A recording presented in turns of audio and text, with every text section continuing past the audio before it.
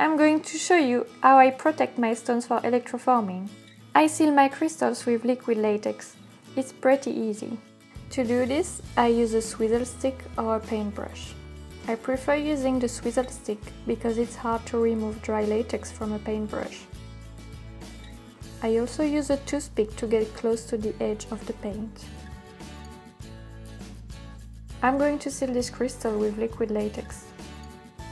As you can see, I already made the design and painted it with copper paint.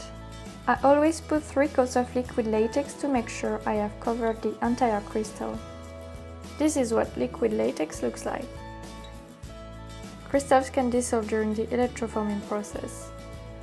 For this reason, you need to seal your crystals before you plunge them in the bath.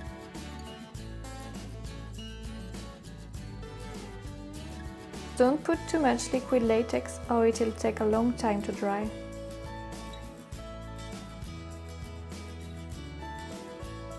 Make sure you apply the liquid latex to the edge of the paint and try not to leave any gaps.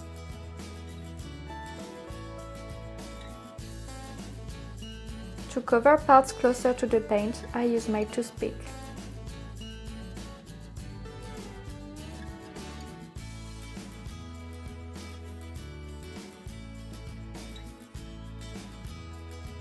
This is what it looks like once your stone is covered in liquid latex. Wait for your liquid latex to dry and apply a second coat. You can also seal some crystals with clear nail polish. For crystals like this quartz point, it's better to use liquid latex. Nail polish would be hard to remove in the gaps of this stone. I'm going to seal it to show you how to remove liquid latex once it's dry.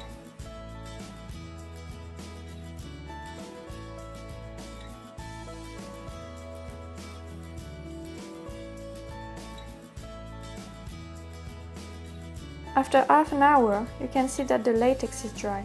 It is now clear. At this stage, you could put your stone in the bath.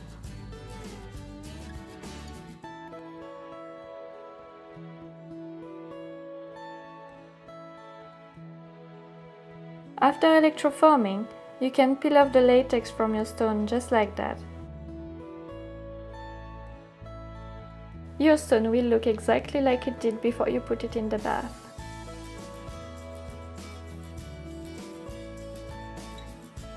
If you like this video, subscribe to my channel and I'll see you on the next video.